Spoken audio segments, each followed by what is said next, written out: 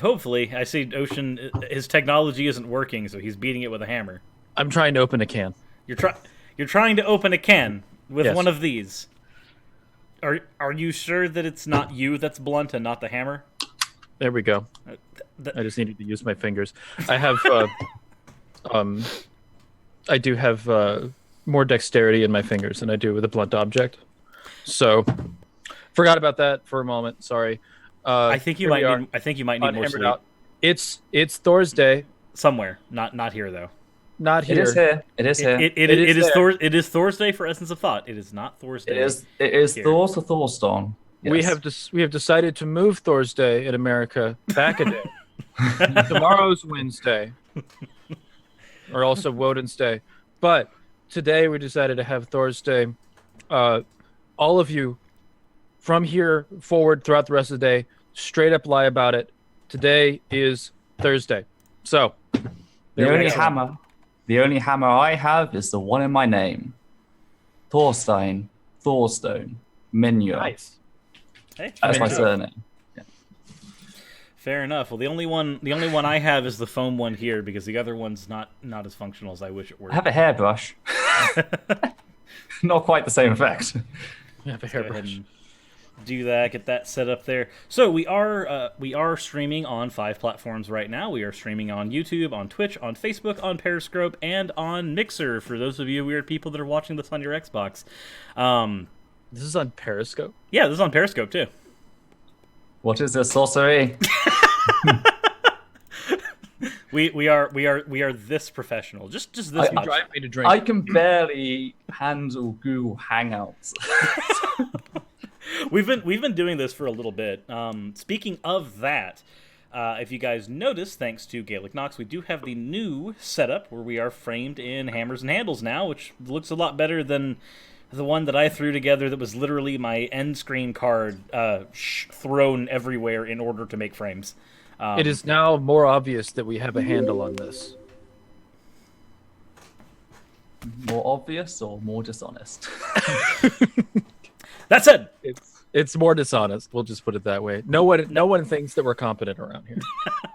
now that we do have that little bit of housekeeping out of the way, we do need to introduce our guests. It's the first time that they have graced my channel, but I am a fan of theirs. May I introduce Essence of Thought, or Peter/Ethel. How are you doing today? I'm doing relatively okay. It's actually been quite cool here today, which is nice for India. Yeah. Do I introduce my channel or? Yeah, go ahead and introduce your channel. Tell us what you do over there. I think we have quite a few subscribers in common. I do referenced human rights videos, really. Focused on secularism for a long time, and I've started branching out more recently into other topics. So. Yeah, a lot of definitely a lot of social commentary, which is where we probably have a lot of our cross-pollination. Yeah. Because I do, even though I'm not officially part of the LGBTQ in any way, shape, or form, I do consider myself an ally, so I have a lot of ally content. Which, yes, I've seen a lot of that. yeah, which is where we ended up having our disagreement, which is why we're here. Yes, of course. This is the impossible debate, as the Conservatives would say. We're not allowed to have discussions like this, they say. We're not allowed to talk about gender. but we're doing it anyway. Also, we do we do have a question from Wellington Smith in there. Doing gender, how does one do that? That's actually a play on words because one of the sources that I'm using for here is a 27-page paper located in a bit of study material I've been going through thanks to Callan. Shout out to them. And the paper itself is called Doing Gender. That is it's about gender and performance in society. And it is a paper from, this one's from 1987, and it's been cited about 1,200 times throughout its publication. So I figured, hey, why not go ahead and just grab that and throw it in here for fun as the namesake. So there's the reason why the stream is so awkwardly named. But doing gender. Yes, doing gender. Because the case the paper makes is that gender is not something that you are in many cases, it's something that you do. And it becomes what you are as a result. That's also why there's another paper I've used that's called Performing Gender, as it's a thing that is performed as opposed to a thing that you have innately. But before we get into fallout from that, isn't there? Yep, there's a lot of fallout from that. I'm like just doing the math, and it's like, okay, yeah, there's some. The papers get into some territory, but before we do that, I do see that we have Sloth Girl Slowly and Purple Rhymes with Orange in the chat, and I received a package from them, and this package has some instructions on it, and the instructions read: please open this on the next live stream so that I can see your reaction. Send me a tweet when it's on. I don't have to do that because you're here. Enclosed are 5 dark chocolates. So it still does. I'm mildly scared. It still does. So we're gonna go ahead and open it. Oh boy. I have no idea. He pulled out the fancy knife, guys. Hey, this knife has history on this channel.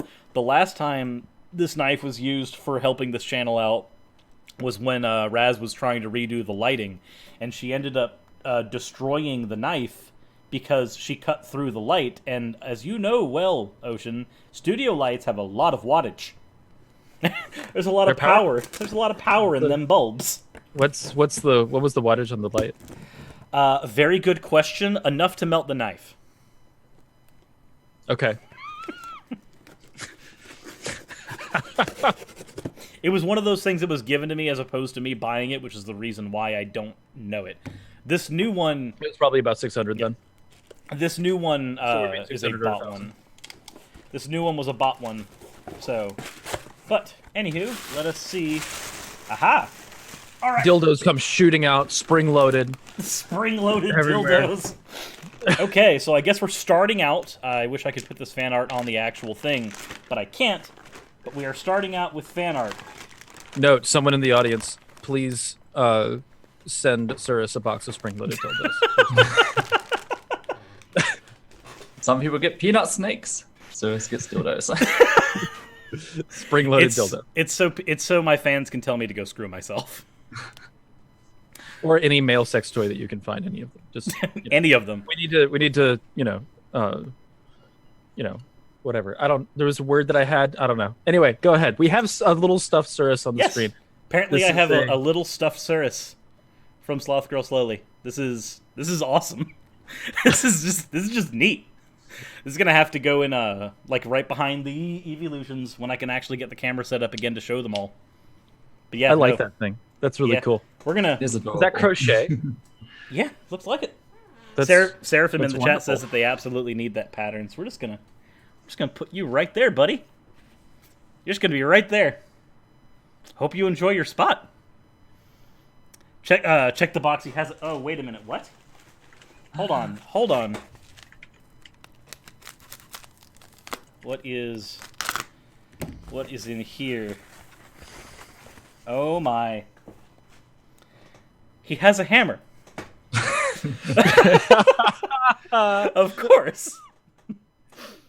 That's wonderful. Okay. I kind of love that. I'm going to have to take screenshots of him and digitize him and make him an avatar for a video now. Oh boy. Okay. Jack Fisher's the plushie is now on stream. Apparently so. That's Are there dark chocolates in there as well, or is that all that's in the box? There are dark chocolates in here as well. They are dark chocolate hearts from Dove, which are good. Basically a dildo. Basically a dildo. We do have a couple super chats. What's the difference? I don't know what the difference is. Anyway, I put both in my mouth, so I guess I really. There you go. Excellent. That's the kind of show that you've come on to. Yeah. I'm sorry. I am so sorry. We do have 2 super chats, though. We do have one from Asher Windrider, which is a $1 super chat with no context. And then we do have another super chat from Jack Fisher saying, I need plushie Cirrus. I think everybody needs a plushie Cirrus. Apparently so. That's a... To have and to hold. That is a thing that I have now. That is a thing. That's a thing. Those are payment I bought you for... Oh! I remember now. There was a conversation in the chat about... Were you here during the chat where people were trying to auction me off for dark chocolate? No. I don't recall that one. Apparently, Raz accepted a payment of 5 dark chocolates. So these are not dark chocolates for me. These are dark chocolates for Raziel. That's awkward. That makes me feel kind of awkward. Now I want to eat them out of spite. You've been purchased. So that the payment cannot be received. Well, it can, but who'd want to? Fair enough. Okay. Slothgirl says, when can I expect payment? That is a very good question. I have exactly zero idea. Receipt of product. But wait, why would you need to purchase a service when you sent a service? I'm confused. You had one the whole time. What? Oh. Ocean, are you okay? Did you get sleep? Sorry, my brain just went. Did you get sleep? Yeah. I feel like you didn't get sleep. Yeah, I got sleep. Are you sure? Mm-hmm. I don't think so. I got all the sleep. There was so much sleep. I wish I could believe you. Everybody talking to me on Discord at 7 a.m. knows exactly how much sleep I got. Yeah, no, I am 900% certain that sleep is not a thing that you got. Anyway. Yeah. Yep. That said, yes, so, I got all of the sleep. It just doesn't happen to be very much. It was. So. Yes. Said, anyway. Words. Before we get into the topic at hand, now that I've opened up that, as per usual, any fan art that is submitted during the course of the show will be thrown into the fan art section, which now actually has a dedicated place instead of being thrown into whatever random place I happen to be able to find. Although that was a lot of fun. It was just trying to figure out how to cram it all into a box. Now there is a fan art section over there-ish, right under Ocean. So Ocean is on top of the fan art. The fan art is now the consummate power bottom for Ocean. I am the keeper of the fan art. Yes. So, I guess. With all that said, them's the things. Now let's go ahead and get into the discussion at hand. So, for context, me and Essence of Thought within 12 hours of one another, very close together. Both made videos. Yours was a little more focused. Well, published videos. Published videos. Mine have been up for 2 weeks because I had 2 copyright strikes on it. Oh, wow. First one was by Good Morning Britain. That completely blocked it worldwide. The second one was Warner Bros. Television International, because they bought the rights to a BBC documentary, which I also used. And that one just stopped monetization totally. Even though you were using it completely within fair use because... Yeah, that's the thing. When you respond to them, it takes them a while to deal with it. I got rid of the ITV one quickly, but then the Warner Bros. One stayed for a long time, and it wouldn't allow me to even monetize a video, and then the money goes to whoever wins the monetization. So I was like, that's how I get paid. Yeah, right. Believe me, I understand when YouTube is your only source of income, any possible way to make YouTube not screw over your revenue is preferred. So I emailed them, and eventually they did actually remove it, even though it hadn't gone the full month they have to respond. So that was good. That's good. Yeah. And that's why I then published it then. Fair enough. Well, I was unaware. Completely. I know that we talked about you having to publish things earlier before, but I was unaware it was 2 weeks. So we published them around the same time, but so as far as I was able to perceive, they were released around the same time. But my video, that's what matters. My video covered Hunter Avallone because he did a response to what happened with the Caroline Farrow situation, and my issue was that he didn't do his due diligence and research. When he portrayed the situation, he just read their article on it and then just went full-on reactionary. And I said, well, hold on a minute. You're leaving out all of these tweets, all of this context, all of this history, and all of this information for these people, and you're trying to just knee-jerk reaction for views now instead of actually doing your due diligence. Come on, man. That's not a good thing to do. It was a shit reel, pretty much. You just go through one thing after another, just, oh, look at the SJWs, cringe fest sort of thing. Yeah, that's his shtick. My focus was more on Caroline Farrow herself, the woman in question. So yes, so yours was a lot more focused in scope. Mine had to cover it because I was dealing with it in the video. But the end result was we ended up talking about the same topic, and then we came upon a point of contention. it was around. I'll give you the full range so you can look at context. Whoever's viewing it starts at around 10 minutes 55 seconds in, and it goes on till about 11:28 seconds. You can watch that strip, and you get most of the context. It's just the one sentence right there sandwiched in the middle in which you stated that I know that we're talking about gender right now, which is an incredibly separate category that has to do with social constructs. And it was that quote which I contacted you over. Yes. So here we are. Alrighty. So do we want to go ahead and lay out our positions on gender? Do we want me going first? Or do we want you going first? You probably go first because I imagine like your position is the mainstream position at the moment. So it's probably like not everyone's going to have an understanding of it, but more people will. More people are going to be familiar with it, I guess. Yeah. Fair enough. Okay, so my position on gender is that gender as opposed to sex, gender is a matter of identity, and it is something that is almost arbitrary.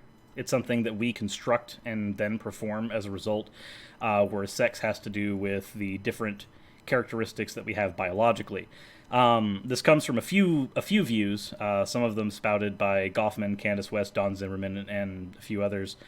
Sources are down below for people who feel like doing reading after the episode. But to me, it seems that gender is something that is very culturally defined. This is something that you find different in different cultures. For instance, there are some subcultures in India that identify 3 genders, the third being the Hydra. Chile has an entire idea of genders being sets of spirits that you can channel one or the other to get the traits of one or the other depending on the task that you are trying to perform. These are concepts of gender that are not shared here in the West by any means. And to me, that seems to smack of these things being entirely socially constructed. To me, it seems that gender is only as biological as we perceive it to be. For instance, we see a phenotype, and we have a ready constructed schema for how that phenotype should behave. And as a result, we have a set of gender roles that are able to perpetuate, even if they are completely arbitrary.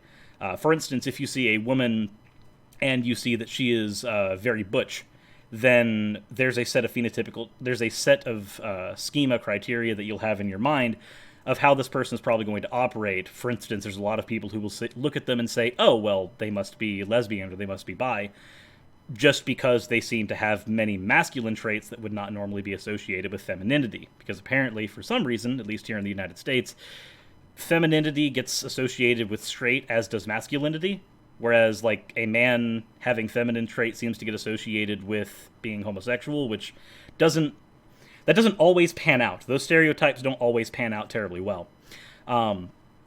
There's also the idea of what's called situated identities. These are identities that we have that are taken on as the situation demands. So when society around you demands one thing of your phenotype or of your sex, that becomes a situated identity or a gender identity at that point. This is completely separate from what we would call a mastered identity. A mastered identity is something like being a professor or a student or a nurse or a patient. These are things that, while their function may change nominally, their functions are generally the same. A doctor is going to have a relation to a patient that's never going to really change, as long as the doctor's not abusing the patient, but that gets into murky territory. These are all different organizers that we use, and the difference between the situated identity organizers and the organizers that we use for mastered identities seem to be organizers that are fairly set in stone, whereas situated identities seem to be something that is entirely arbitrary. Again, I reference back to the fact that in different cultures, we see more than 2 genders. In different cultures, we see genders taking on completely different stereotypes based on what those cultures seem to deem necessary from those gender expressions, from those gender identities. These different organizers seem to have no specific sight of organizational context outside of the arbitrary ones that we construct for ourselves. This is as opposed to the mastered identities that we find ourselves in that are a matter of practicality. If you are a patient, practically you are going to be identified as a patient. Whereas for gender, if you phenotypically look like a female and someone identifies you as a female, that's not a trait that you have for pragmatic reasons. That's a trait that you have for completely arbitrary reasons. They're assigned to you. Gender to me seems to be a label much in the same way that a name is, and really nothing more. It is more useful to me to use it as a separate category, separate from sex. Gender itself, to me, seems to be something that we make it out to be. Or gender, to me, seems to only be what we make it out to be. It's about gender identity and expression together, both combining to make what we know as gender. The expression is what you express to people outside of you, and the identity is what you have within your own skull. What these roles actually mean, though, seem to be morphed by societies and by society's expectations. In a very different way than a mastered identity like a doctor's role or a patient's role. With a doctor's role or a patient's role, they don't necessarily morph based on societal expectations in the same way that the role of a man or the role of a woman would morph based on those societal expectations. And I'm not talking out of my ass. This is some of my sources that I'm citing for this are actually down below. So again, situated identities don't necessarily have the same ability to morph. Goffman is one of the sources that I have below as well. He contends that if gender is to be defined as the culturally established correlates of sex, then gender display would refer to the conventional portrayals of these correlates, but even he views those as optional. The way you portray your gender is completely optional, and therefore, by extension, almost completely arbitrary. The next point that I would get into is, from what I understand, not conforming to a gender does not require any type of dysphoria. You do not need to have gender dysphoria in order to not conform to the gender binary or to any part of the gender spectrum. You might fall off of the gender spectrum completely, even without dysphoria. As a result, I don't see any method by which we could say that gender is biological. We do have biological traits that are assigned to sex, and sex determination, even that, is more complicated than what people try to make it out to be. So, with sex as opposed to gender, when somebody says, hey, why are there 100 genders, why are there 200 genders, when people are usually trying to fight against Tumblr, as an example, my answer to them will be the same answer that I've given Deconverted Man when I talked to him about this topic before, in that there are as many gender identities as there are individuals to host those identities, making it almost completely arbitrary to me. It seems like, there's as many genders as there are places on a spectrum, if gender is a spectrum. Basically. And there's infinite places on a spectrum, so therefore there would be infinite genders. And even if you view gender as a binary, there are infinite numbers between 1 and 2. Right. So, getting into sex, even that is a little more different. I don't bring this up as a method of red herring, just as a method to show that some of these things are not as simple as they want them to be. And I know that this is not something that Essence of Thought necessarily thinks is simple either. I'm not trying to accuse them of that. This is for the audience.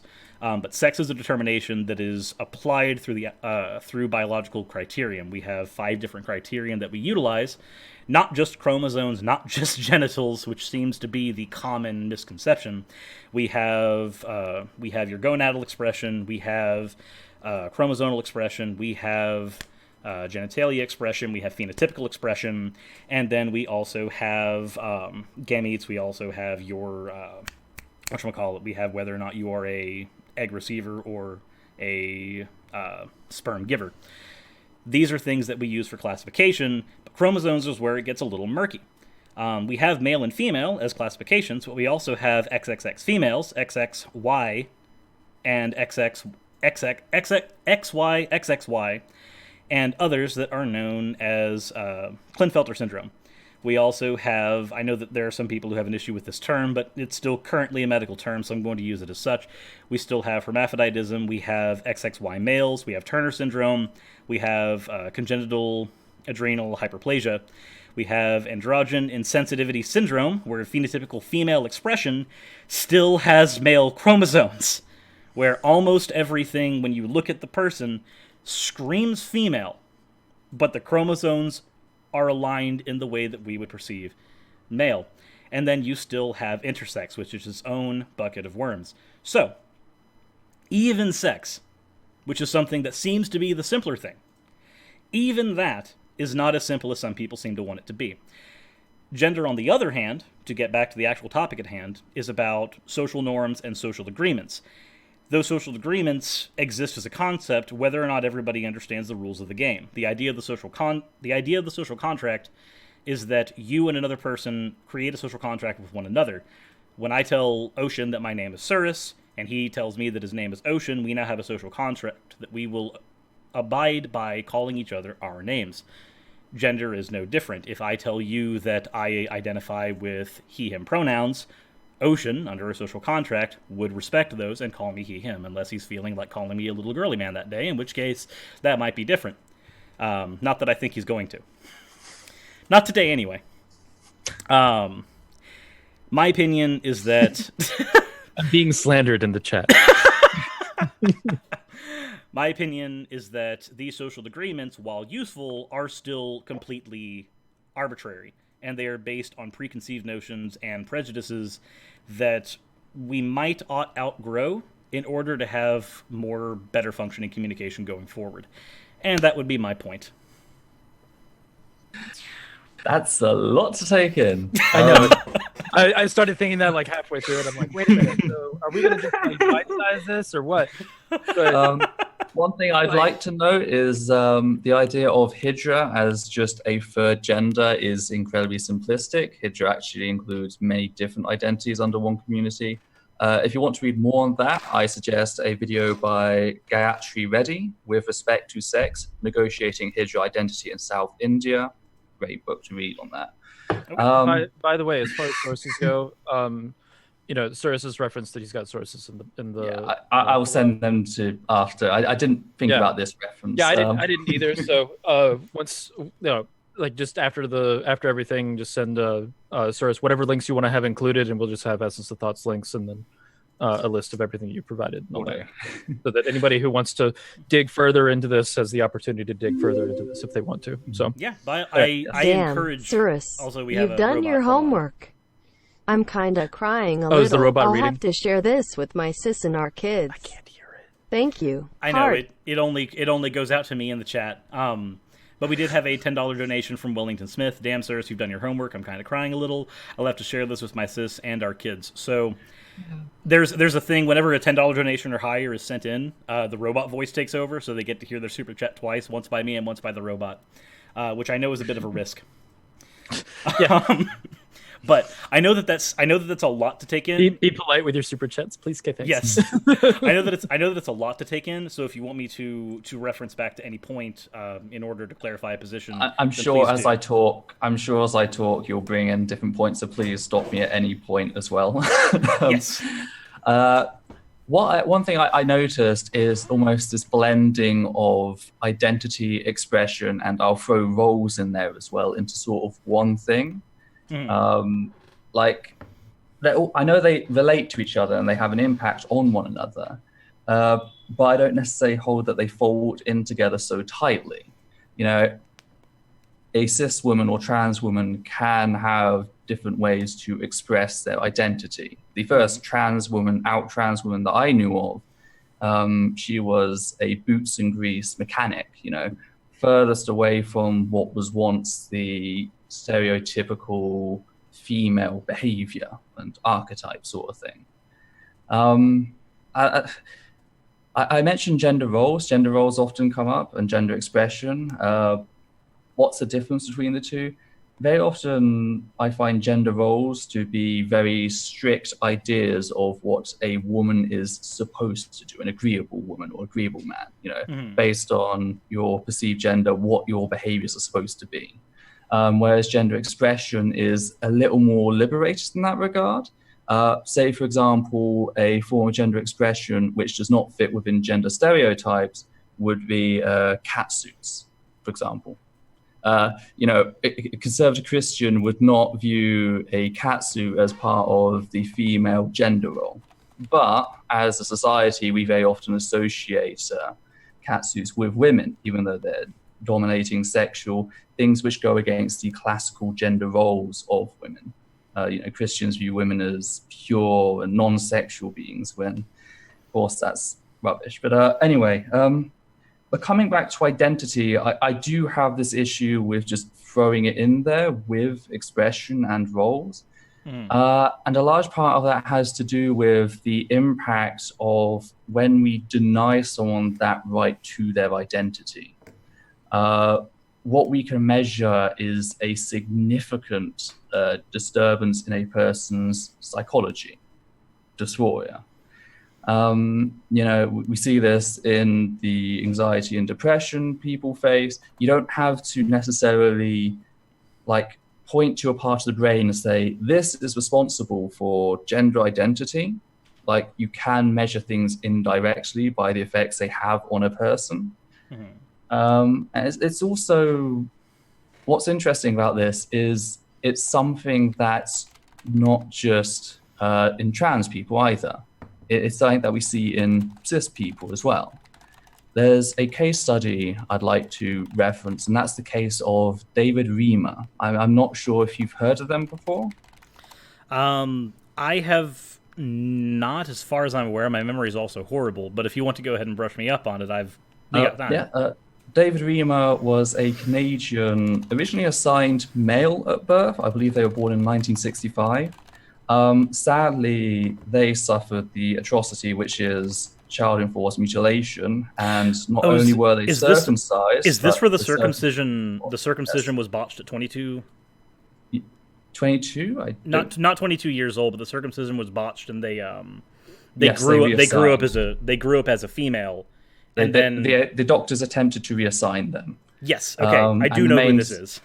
Okay, the main psychologist involved with that was a man by the name of John Money, and as they raised them, they used to publish articles parroting this as a success that demonstrated that gender was socially learned. It was a performative thing. And a lot of other researchers took this in. They just accepted it as fact, and it was used in a lot of later writings.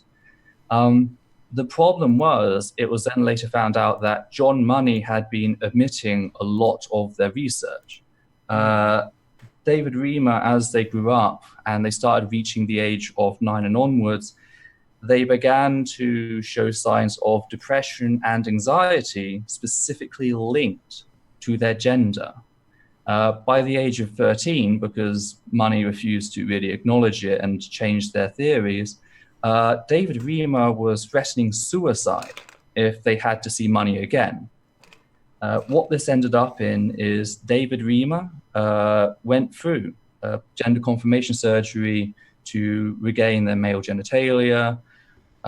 Sadly, by then, many of the issues they picked up as they'd been growing up were far too extensive.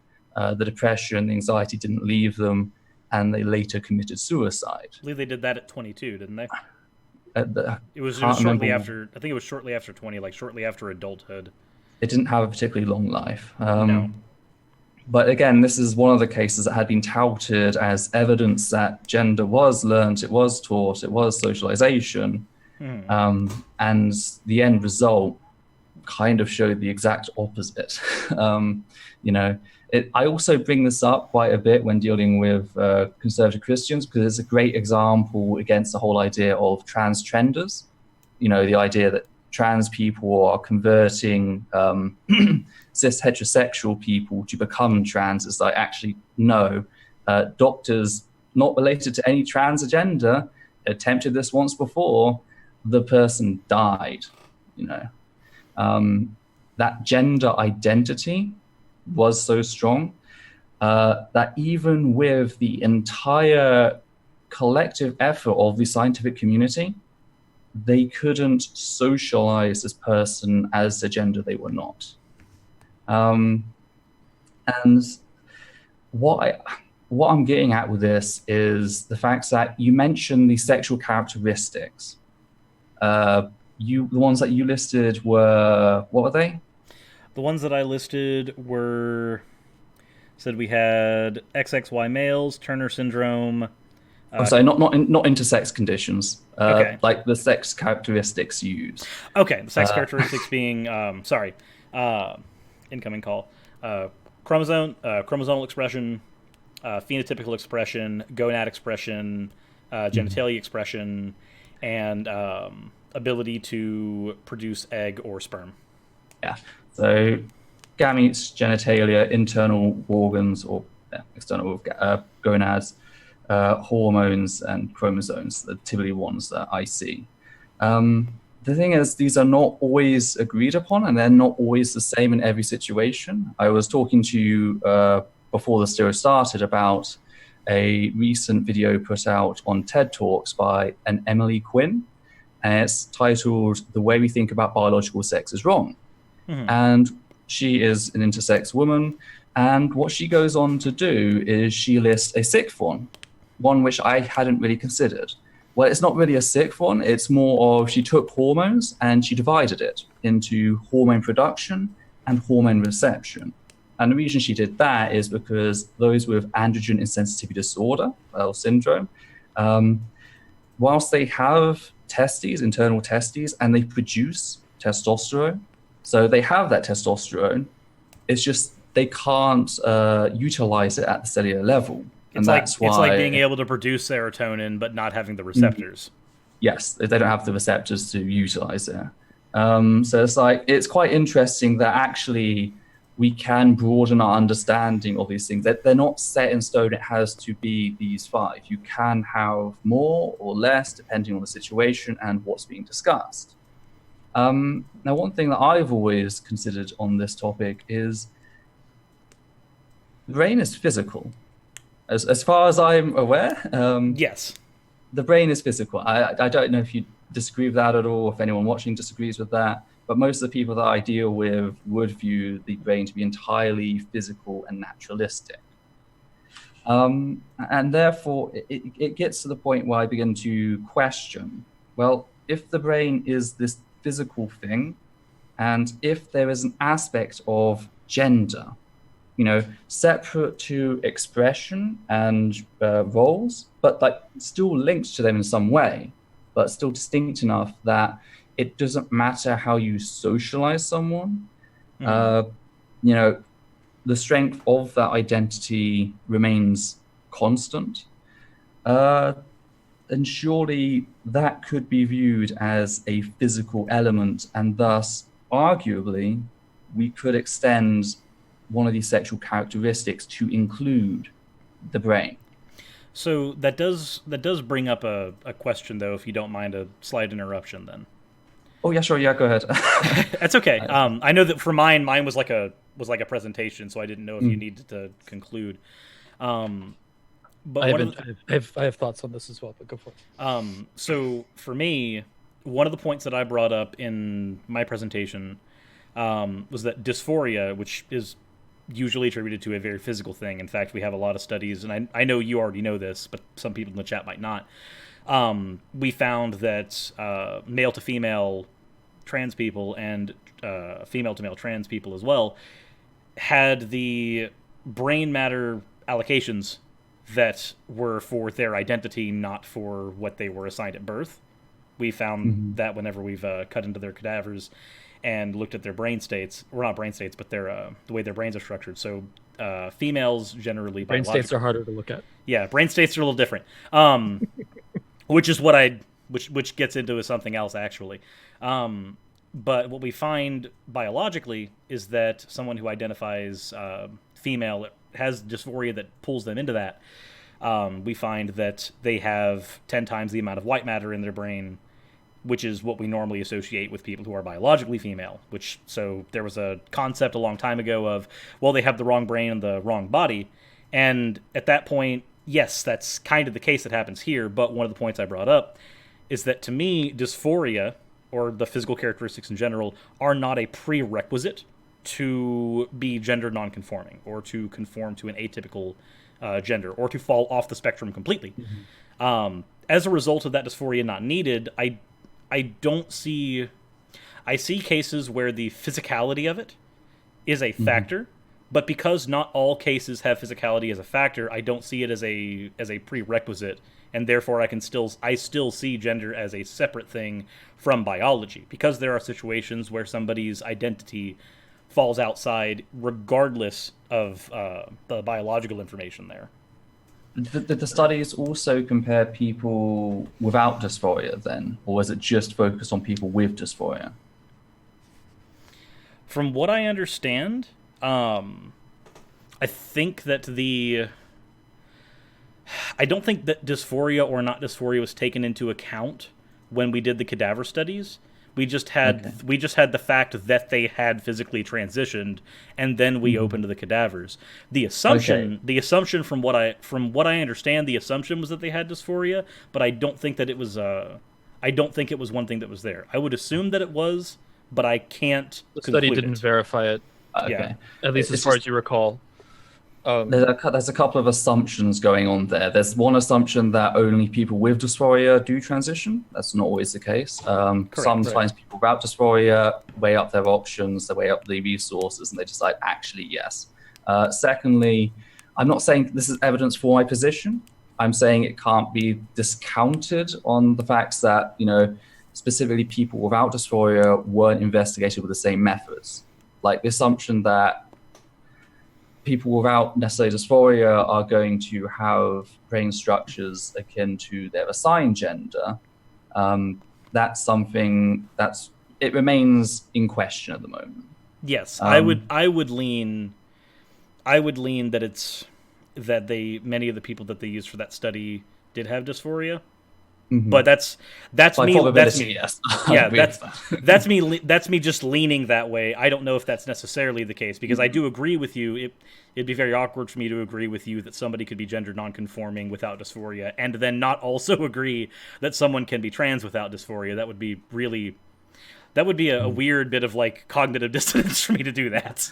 What I also think is interesting is you can observe general patterns between demographics. Sorry, I'll come back to Ocean. Yeah, it's all good. You can observe general patterns, but not everyone has to fit within that pattern.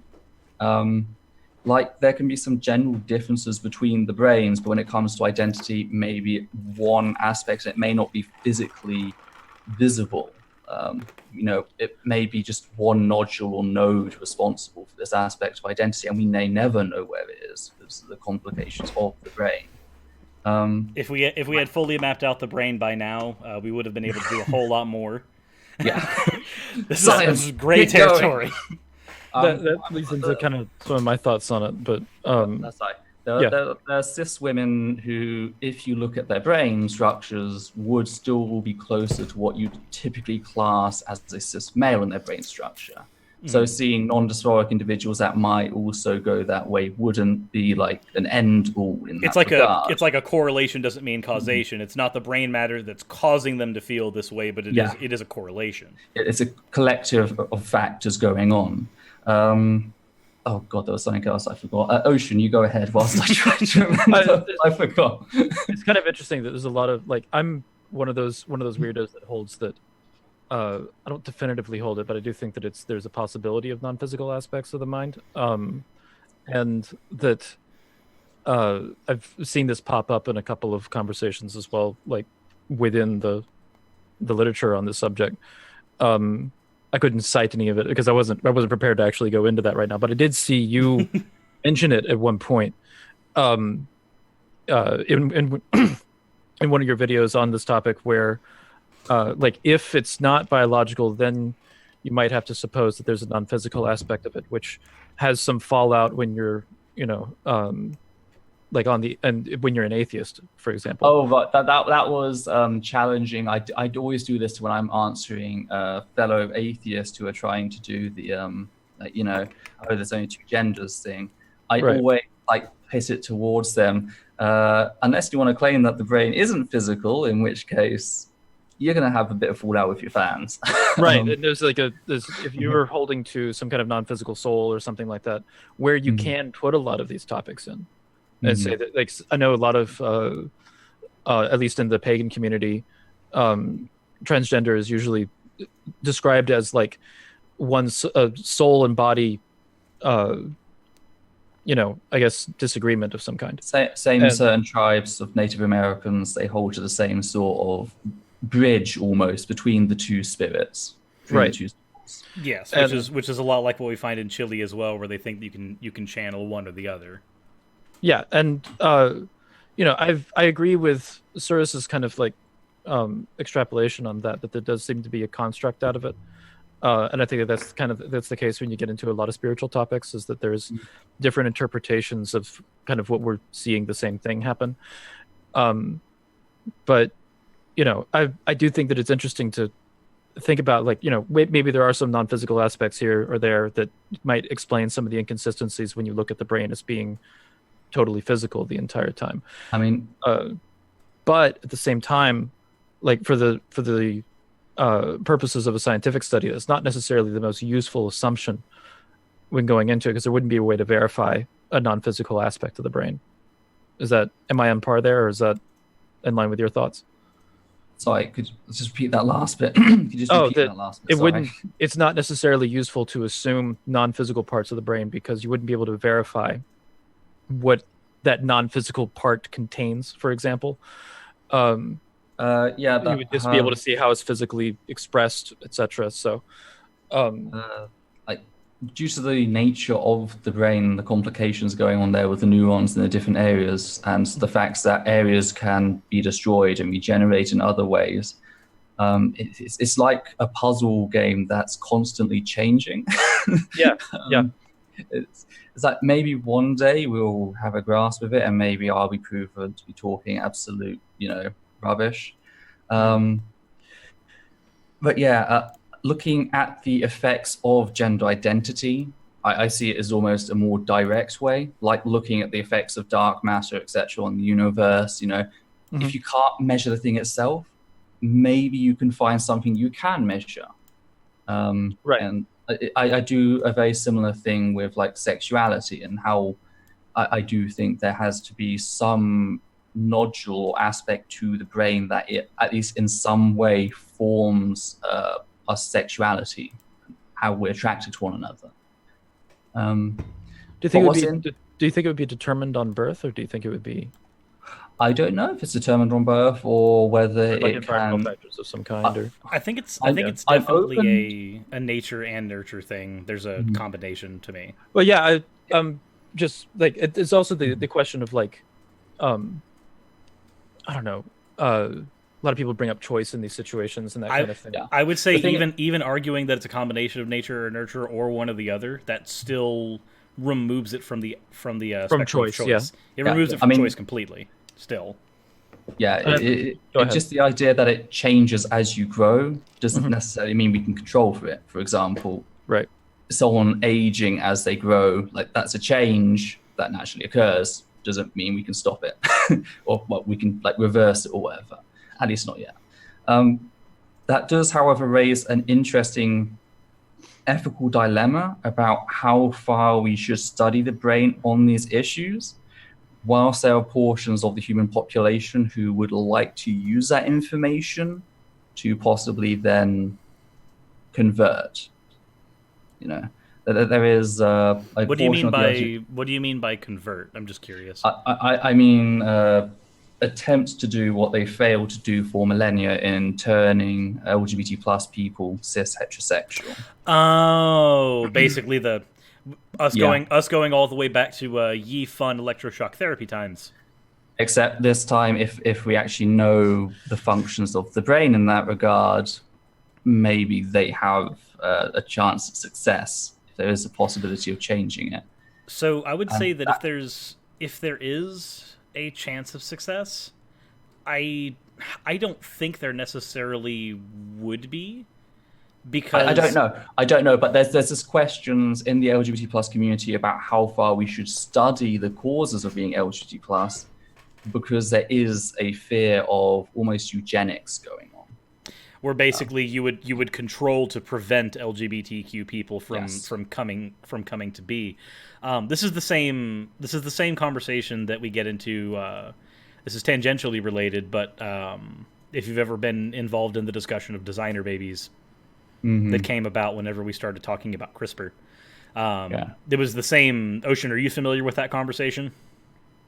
Vaguely. I know the designer baby conversation, and I think that there was this came up when there was a discussion between me and somebody else regarding ethics and religion, and like the effect that religion has on ethics, and that, you know, if you get, so this guy was claiming that if you got rid of religion, then the ethical problems would be a lot easier or something like that. And I don't think that's true. I think that not necessarily. I hold the view that religion causes as much harm as it causes help in certain situations. There are some people that will legitimately harm others without the idea that they're going to be eternally punished. To take it back though into relating to the topic, the conversation went into, you know, the quandaries that ethical quandaries that come with science, especially with respect to genetics. That the eugenics conversation is probably going to come up again very soon, I think.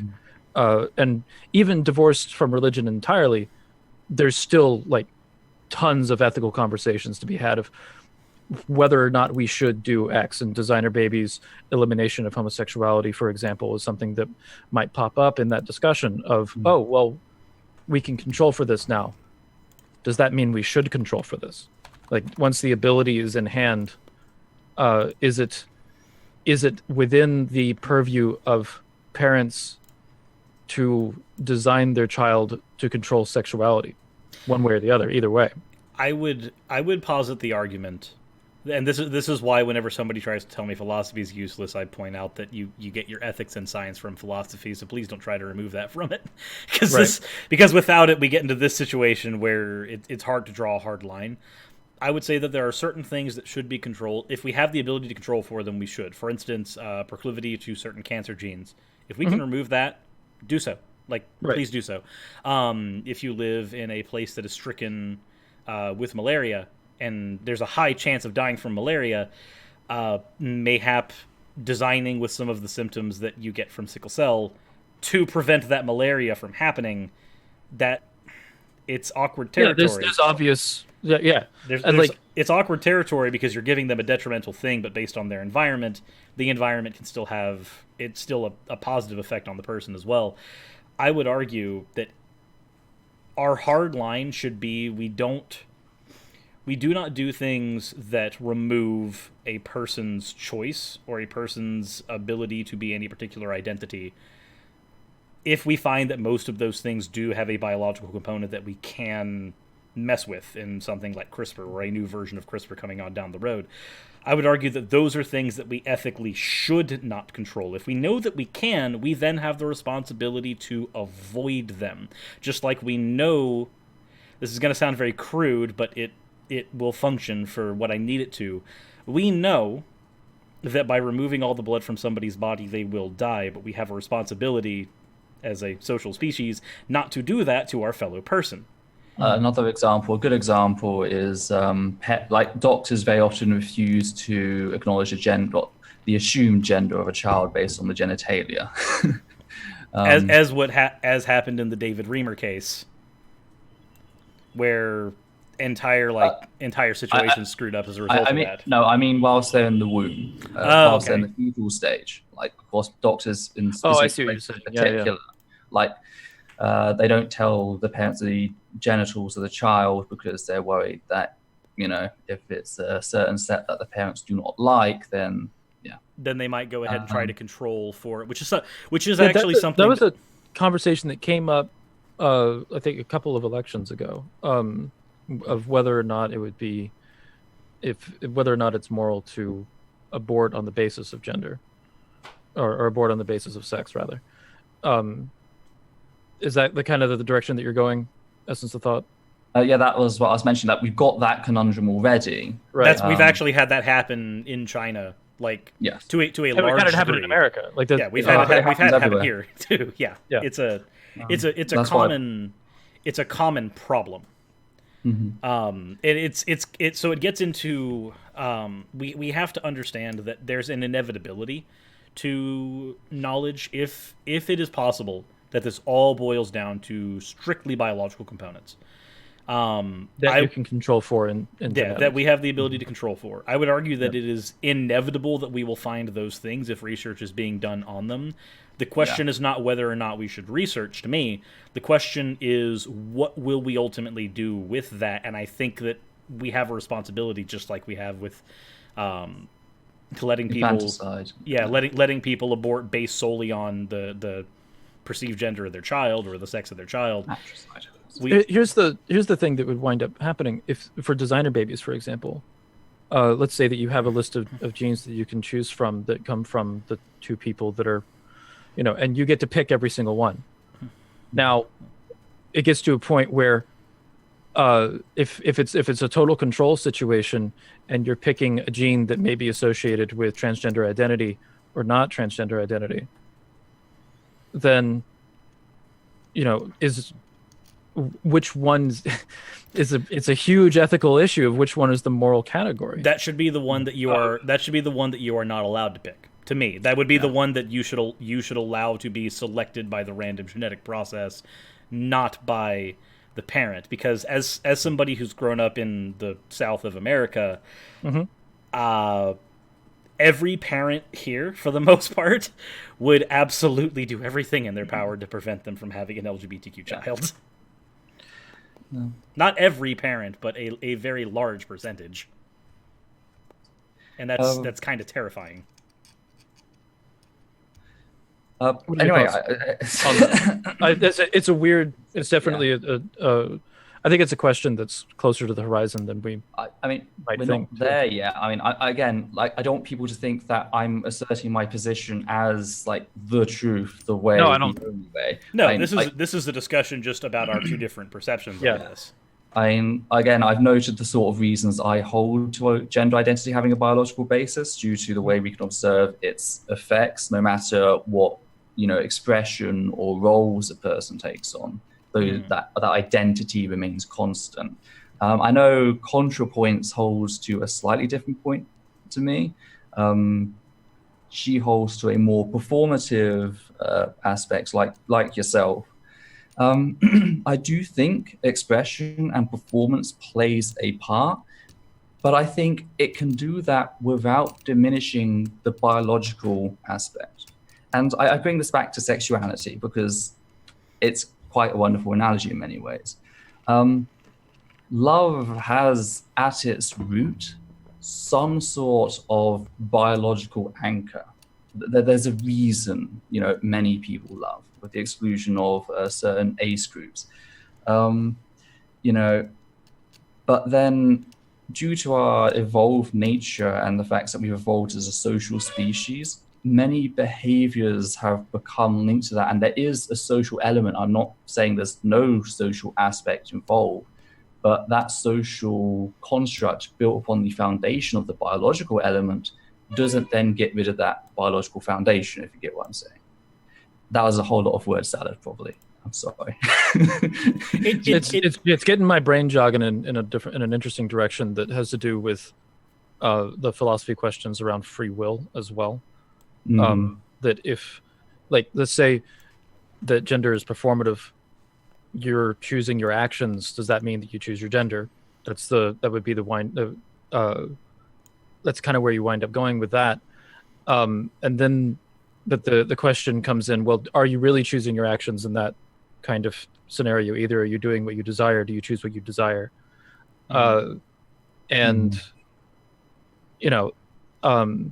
If there's a reason for your choices, is there any free will in the first place? And that can be related back into the gender conversation of, well, luckily I don't hold to free will, so if it's performative, it would then still be biological if you don't hold to any that is a point. That is a point. By the way, that's not the basis upon which I argue these things are right and leave people alone. It's right and leave people alone because it does no harm. It's the choice of a singular consenting adult. I'm just putting it out there because I know too many people focus on the fact that it might be natural as if that's the argument. Yeah, I've seen that too, where when somebody says, well, Because, like, for instance, I've heard people say, because being gay is not natural, and then you go, well, it is natural, it occurs naturally in nature, and then they respond, they move so it's cannibalism. Yeah, they move the goalpost, and they go, okay, well, we have spiders eating each other. Like cannibalism. Okay. Okay. As something that happens in nature. So it's cannibalism. So it's infanticide. And it's just a method of, all it is a method of moving the goalpost. Once you've hammered somebody on their thing, once they've said, this is the thing that I require to undermine my argument, and you undermine their argument, what they do then is they move the goalpost to something like cannibalism and say, well, blah. Yeah, the argument that I provided for saying that it's natural and biological, you could then say that murder is biological. Yeah. Right. I'm just like, but since like the conversation specifically here is about whether we should consider gender almost a subset of a sexual characteristic in the brain, like should there be another category in sex that includes the brain to some degree, and gender identity is source of that, and then socialization takes place with expression and roles, for example. That's sort of like, that's the point that I'm sort of like bringing out. I'm asking questions, guys. Yeah, and it's perfectly I think we fine. all are at this point. So yeah, I think that it's good to kind of ask these questions and push the conversation a little bit, because, it is, in a lot of environments, this conversation is extremely oversimplified. Toxic as well. Yeah, exactly. I think there's one thing that we can say is that so far with Hammered Out, we've managed to make sure that any show that we do has a lot of nuance. So I think we've managed to avoid oversimplifications on this process. I think somebody might accuse us of overcomplicating this. That's true. The trans community is also always having these discussions. Again, I disagree with ContraPoints on some of her finer points. There isn't a homogeny, which I think is just coming out and acknowledging that and having these sort of discussions is a good thing. Because we've become so wrapped up in tackling, the alt-right and certain movements that they've just framed it as this us versus them. There's this one homogenous leftist group, and if you step out of the trans ideology, then they're going to come after you with, torches and pitchforks. It's like, I've heard that as well. There was a friend of mine on Facebook who I have, we'll just say disagreements. Our disagreement started mainly because of Steven Universe. Anybody who's seen that show knows that it relates into this conversation quite well. But my roommate is a fan of that show. I haven't seen it myself, but I'm aware of the. I would highly recommend it, especially in light of this conversation, because it's a very good show for conversations like this to spring from. But that said. He showed a meme that showed it's a meme that he agreed with, so this was a view of his that he definitely espoused. But it showed, your standard political chart that has the 4 quadrants. Mm-hmm. He had the standard political chart, and it was all red except for this little corner in the top left that said the little corner at the top left said far left, and then there was a little outside area that said liberal, and then everything else was just like right-wing fascism. Yeah. I'm just like, there's been a meme lately that one of the ones that I saw was a label of like far left, and then there was a little border around it that said acceptable levels of dissent, and then everything else was far right. Yeah. There's also the classic "everyone I hate is Hitler." Godwin's Law, the movie. I like everyone I hate is a Russian bot. Personally, that's the one that I use. But yeah, I mean, like, I didn't like respond to Cyrus on this point as like, aha, I got you, I disagree with you. It was genuinely like, well, you say this, would you possibly like to talk about it? Yeah, no, and that's good, because one of the things that if there's one thing that a lot of like YouTube skeptics or YouTube atheists are accused of, it's circle jerking and echo chambers. I've seen that a lot, and it's just like, no, one, we don't all agree with one another. Two, a lot of times we're willing to just fact check each other. And three, when we don't agree, stuff like this happens where we just have discourse about it and nobody gets blood. I mean, blood happens sometimes, but it doesn't happen here usually. Blood happens a lot.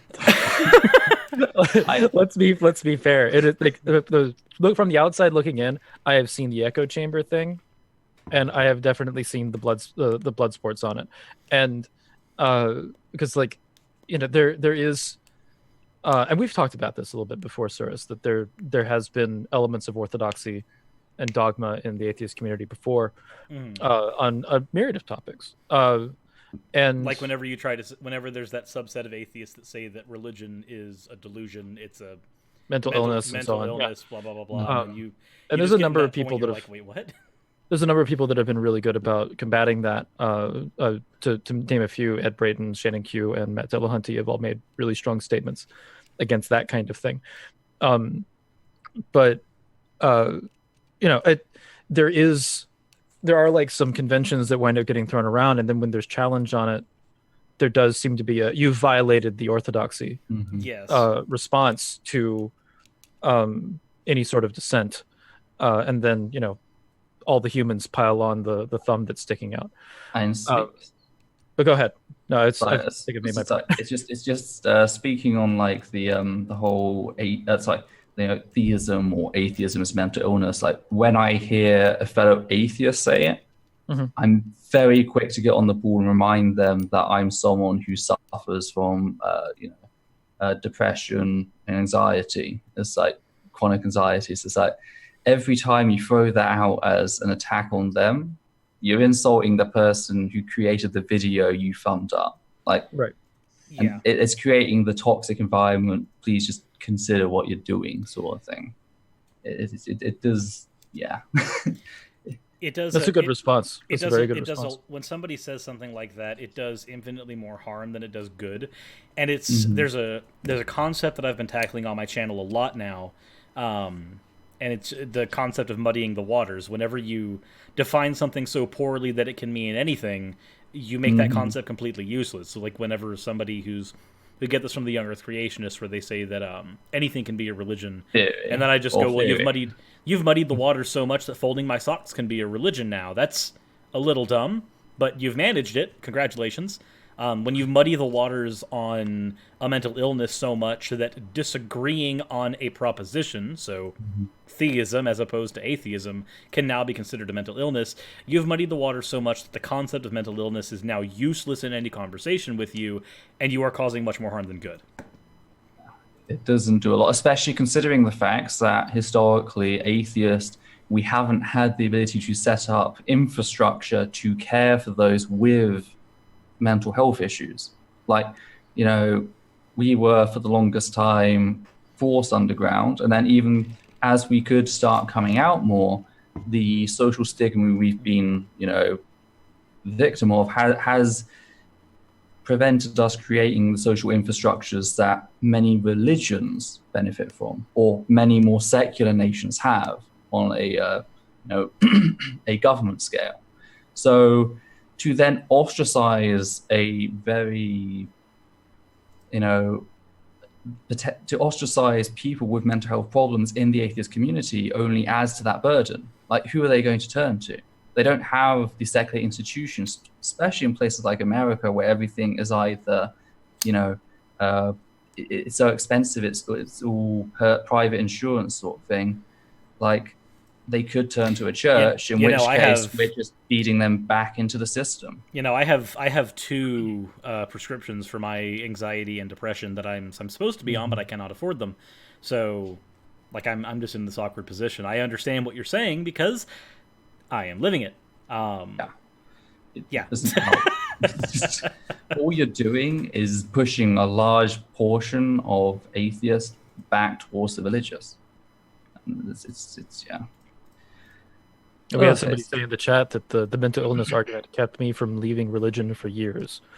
And, like when you have a group of people saying, the religious people are mentally ill, and you're religious, and you're not, or that that whatever you have is not related to your religion, it's like, well,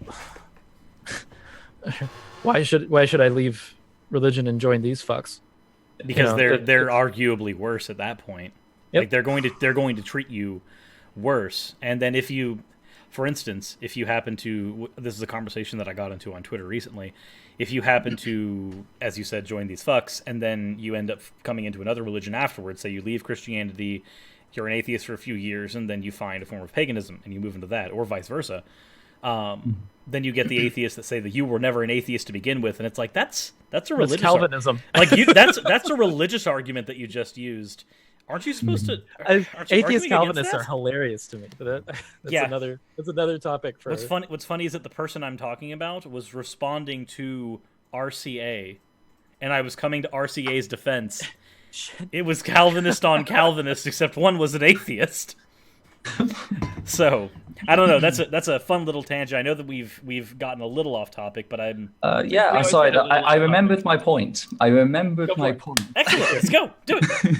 On the idea that more genders are recognized by their societies, we've got to remember again with the complexity of the brain and the fact that evolution is not just a bygone thing. It's still happening. That's constantly happening. Like, this just seems to be an expression of the human psychological variety that we have in some way. I don't find the fact that there are an array of genders, some which seem to be growing and shrinking in different countries. I don't find that to be evidence against a biological foundation for gender identity, if you will. This is just evolution is a messy bitch. And that's a fair point, and it is one that even though I did a lot of research coming in, the evolution point is not necessarily one that I'm prepared to tackle, just because the way that we've moved as a society, whether or not these concepts actually are biological or are formative and are a byproduct of evolution's messy happenstance. Kind of like my tailbone is. The mere fact that it could be part of evolution's messy happenstance is not something that I'm necessarily able to speak on right now. No, I wasn't saying that. I was just mentioning that, Yeah, no, and that's fine. It's like I'm sure there's things that I brought up that you weren't prepared for talking on either. Did go back. I was like, I have 6 bullet points. And I remember you saying, because there was talk of you getting into a debate on this topic at some point, and I remember what you said, and I want to kind of agree with it as well. That you said that you're not a debate person. You're more of a prepared response person. Yes. That you're interested in taking the information, sussing it out, doing research, and doing one long presentation, rather than doing the whole quick think on your feet thing. That you want to essentially provide information for people that are more charismatic to actually get into debates on this topic. Yeah. Want to. I think you are the type of person you are the type of person that helps me do my thing. Right. Or me do mine. I don't know if this is but I wouldn't feel prepared debating this topic, honestly. Mm-hmm. But if I watching your video and going into some of the research on this, I feel like, oh, okay, well, I do feel competent to have conversations on this topic now from after watching your video. I thought that was incredibly informative, and I really appreciate you making it. That makes me happy. Yeah, it's that's as soon as I watched it, I was like, this is the best layout on this topic I've ever seen. This is it brings out all this science. You had sources down in the bottom. It was great. I was able to verify things. It was fantastic.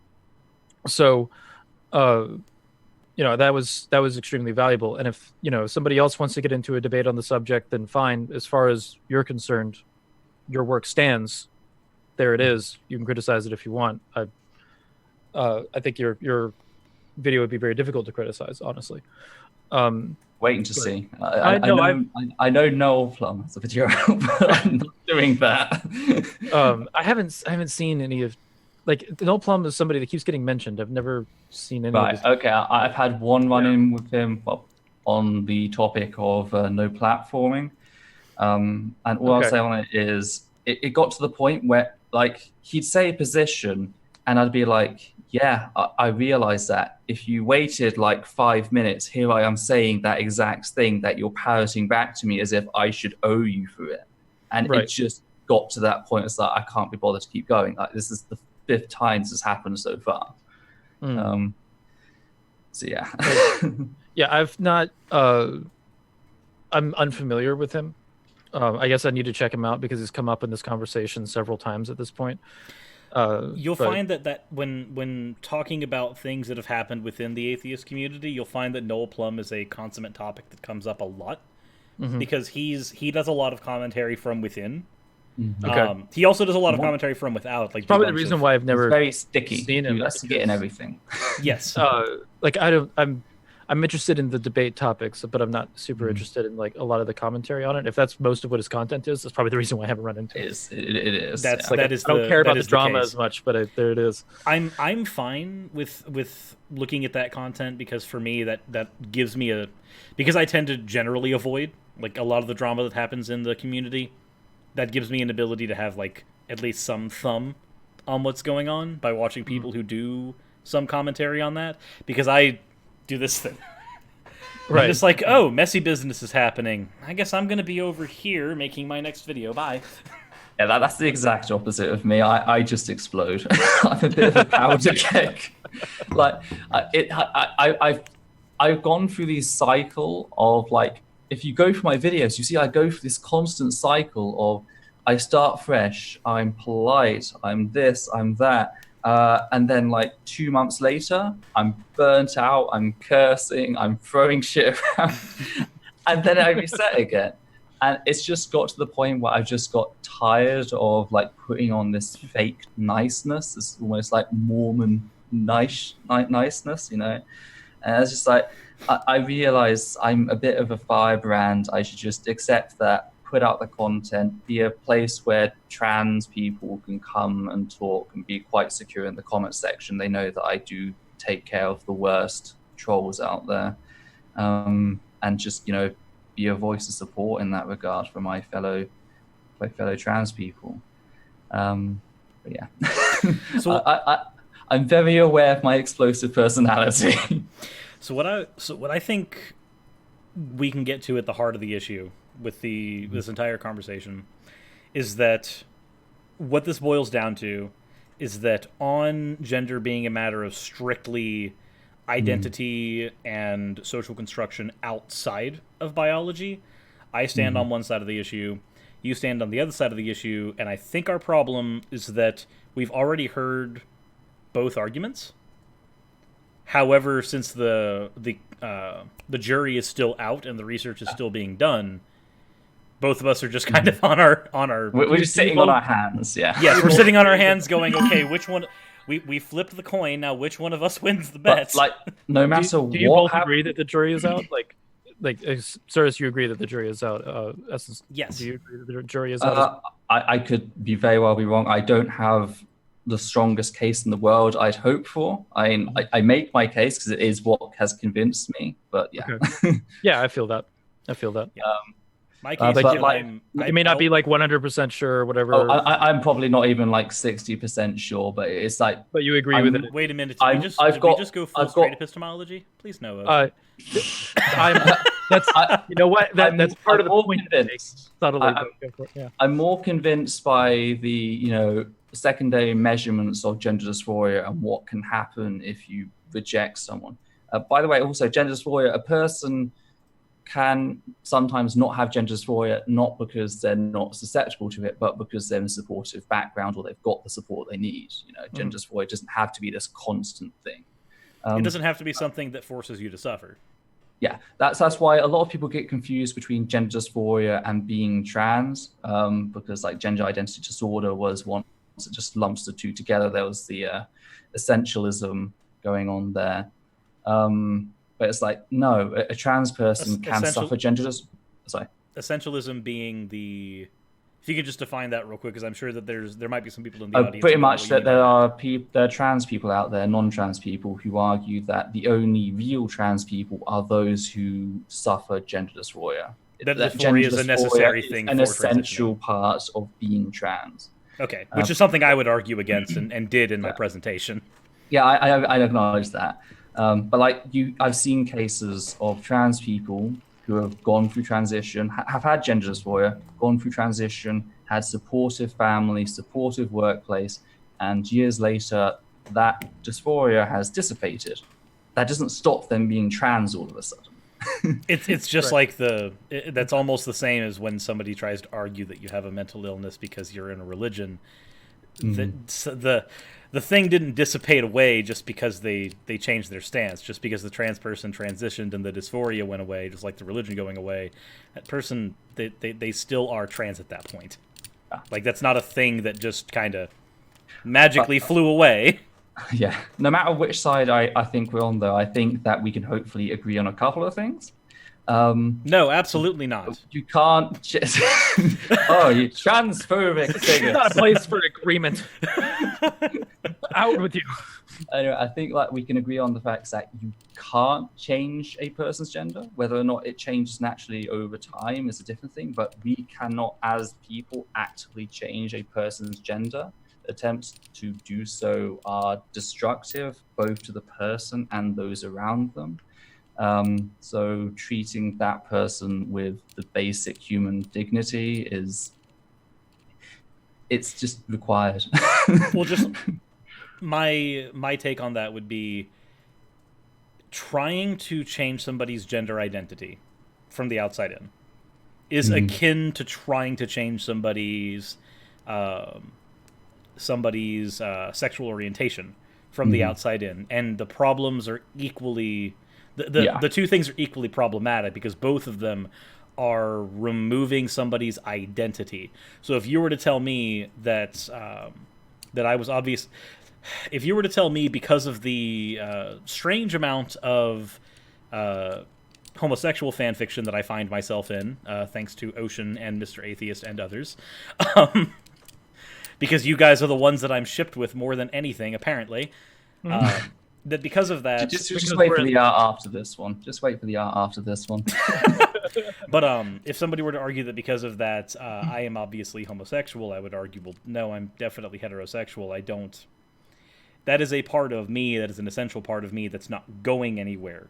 That's not a thing that you're going to be able to change. No amount of fan art with other male YouTubers that share my particular traits is going to change that. But that's not a controversial thing to say, yet apparently from the other side, it's okay for some people to think that we can change somebody from being homosexual to hetero because that's considered more natural. I think that's a problem, just like somebody trying to say that we need to change somebody's gender identity because that's more natural or whatever silly reasoning they want to use is equally bad. This discussion here is purely an endeavor in trying to figure things out. It's got no relevancy at all to how we should treat trans people. Whether I'm right, whether you're right, it doesn't really matter in the end when it comes to treating trans people with their human and civil rights. Correct. If anything, it just means that one of us was right on what ultimately might just be a semantic issue. But it doesn't necessarily mean we need to treat people differently, by any means. Can I throw a wrench into the conversation? No. And the abolitionists? Yes, you saw the question. Yes, I saw the question. Gender abolitionist? Yeah. What are your thoughts? Well, I mean, agender demographics exist. I'm fully supportive of them.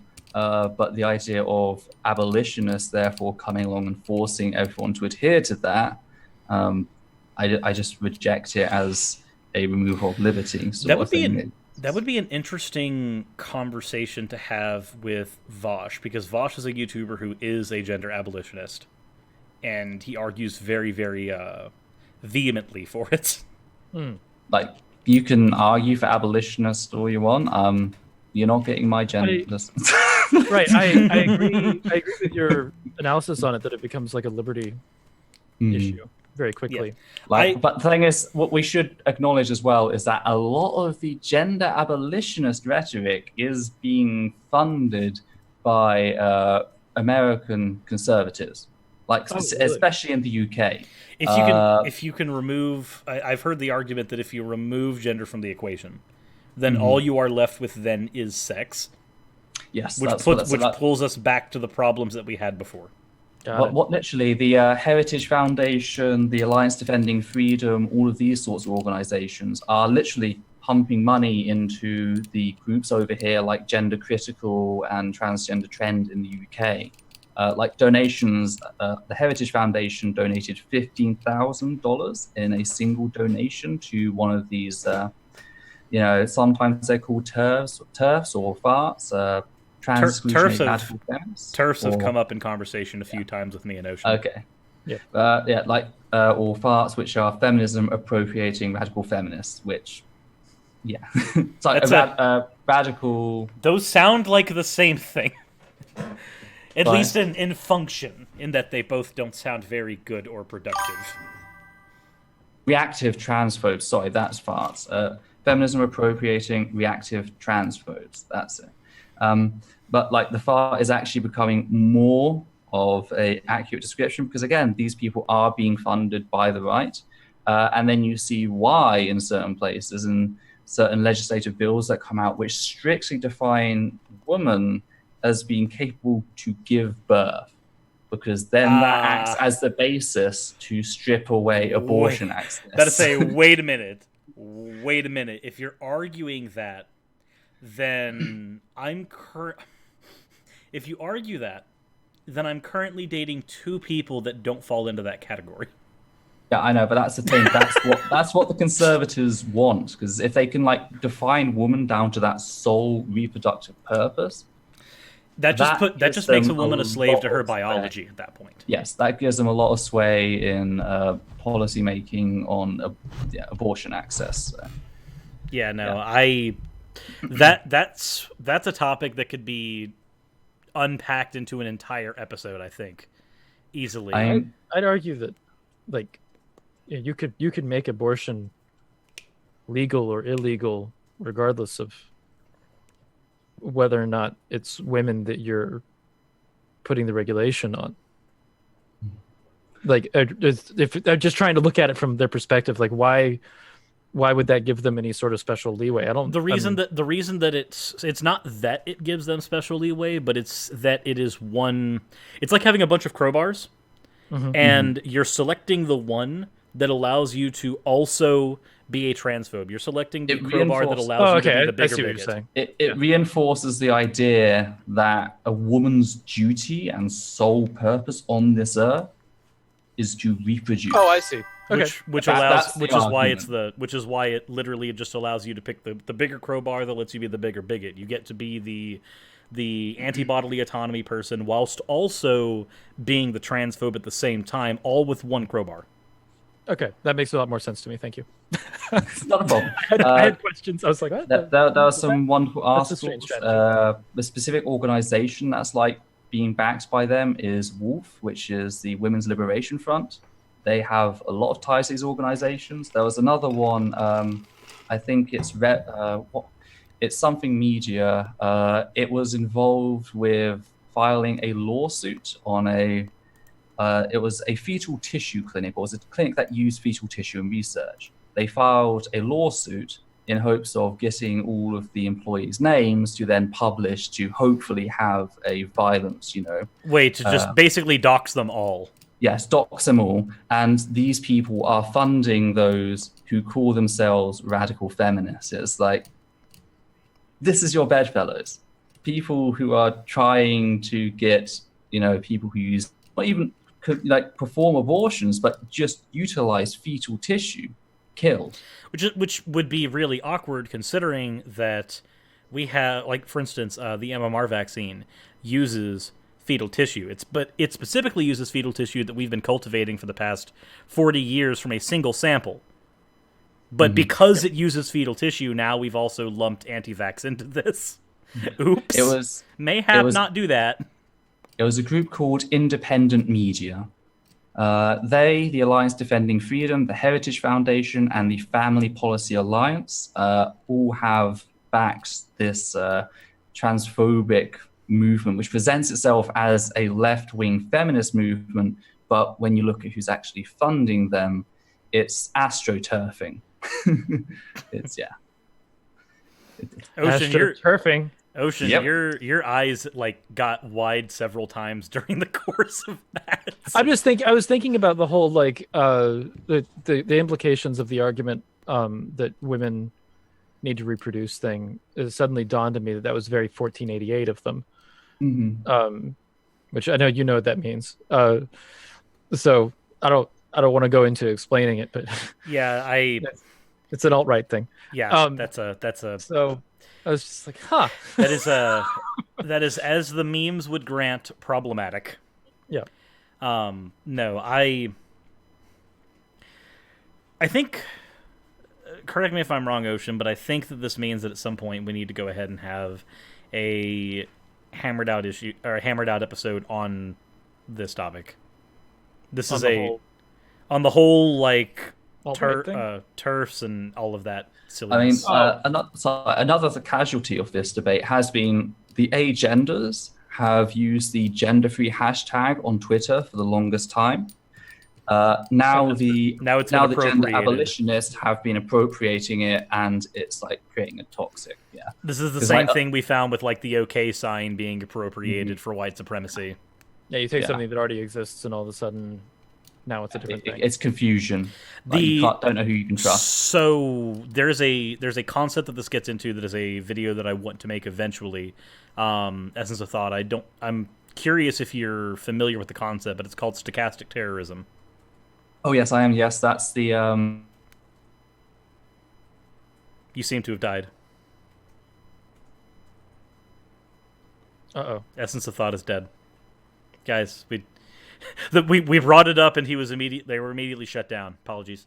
Oops. I need to get a candle. That's bad. Hold a vigil. Everybody, if you can try to figure out if Peter/Ethel's okay, please do so. They seem to have had some issue. I'm going to contact them on Twitter real quick and see if something happened. Hold on. Your net. You're still connected to me. I know I'm connected to you. Yeah. And you're connected to me. Yep. But Essence of Thought seems to have deconnected in a form or fashion. Seems to have joked. Yes, which is very awkward. I did not do that. Sci-fi mind Essence of Thought in the chat. Zoom is trying to reconnect. Zoom is trying to. Okay, cool. That makes sense. I don't want to get into that point now without them here because it's a. We can play dice in the meantime. We could. In fact, actually, you know what? I'll do you one better. I'll do you one better. Guys, we're going to figure out a way to entertain you. You and I, we're going to have a children's card game. Oh, yes, a children's card game. Yes, that is exactly what we have to do right now. We'll have to get together a children's card game. Yes, let's do it. I mean, you've got your Weiss deck. We can totally play a game of Weiss while we're waiting. They'd have to rearrange the camera. Just we pull Essence of Thought back out from the afterlife. Yes. Come back to us, please. Twitter won't load. Oh, no. It might be a restart your computer situation. That very much might be a. Oh well, you know what? If Twitter won't load. Twitter. Won't load the problem is that they can't get the link. So we're going to. Okay, so I don't know how I'm going to do this then. What other medium? Aha! Yes, Facebook. That is a thing. That will work. I will do that then real quick. Hold on.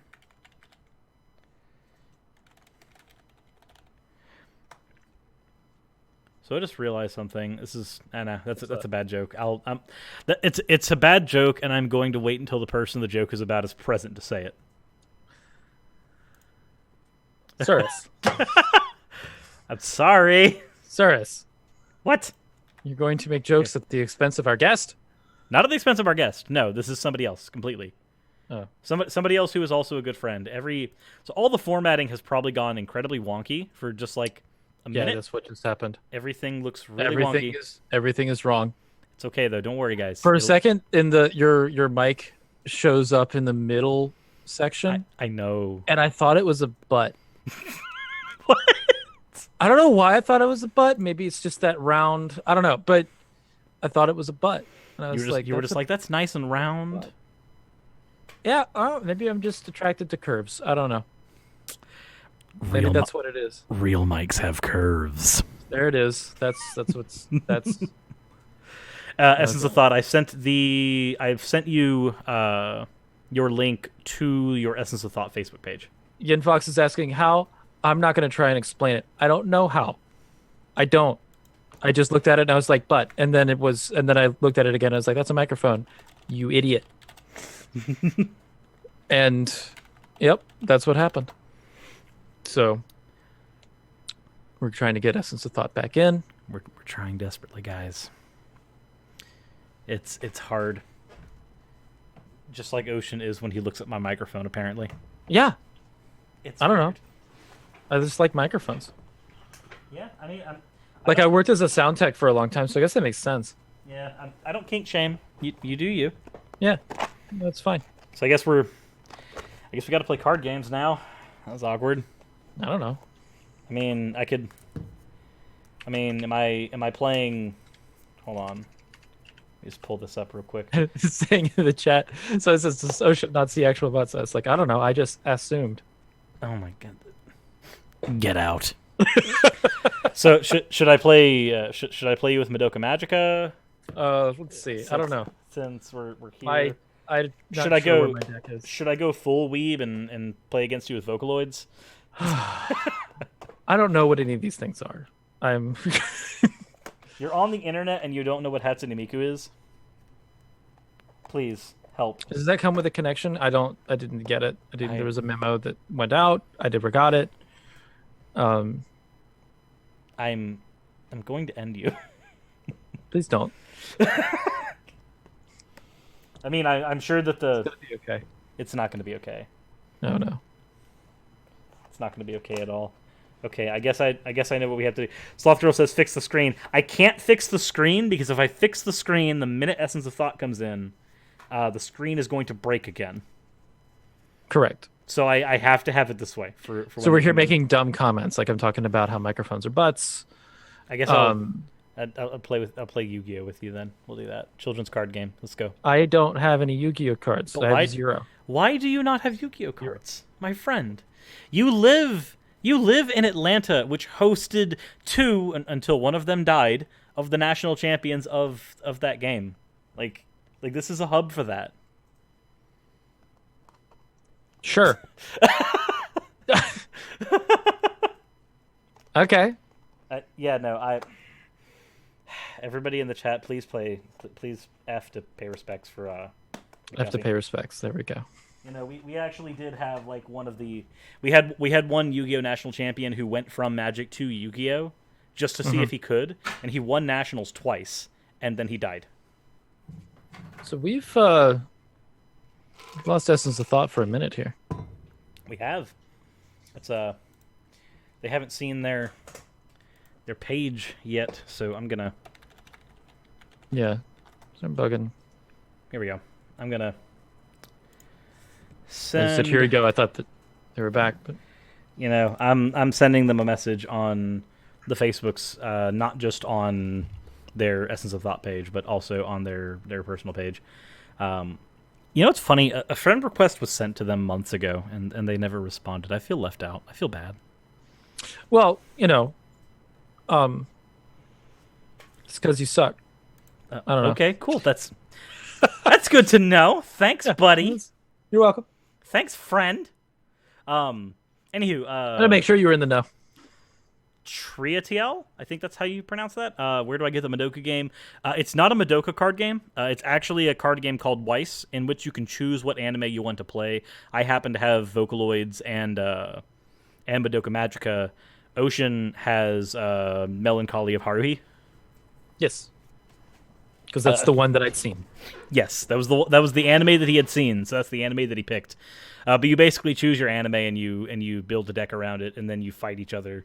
It's basically like yelling at people and saying your anime is better, except you can do it with cards with rules. Correct. This is the best way to have a debate. Yes. It's like if you want to argue who's better, Mario or Luigi, you settle it in Smash Brothers. If you want to argue that Attack on Titan is better than Sword Art Online, it is. Then you do it in Weiss. I don't like either of those. Neither do I. But I have to acknowledge that one of them is at least functional for a plot. The other one is not. Man, that's some hard judgment on Sword Art Online. Yeah.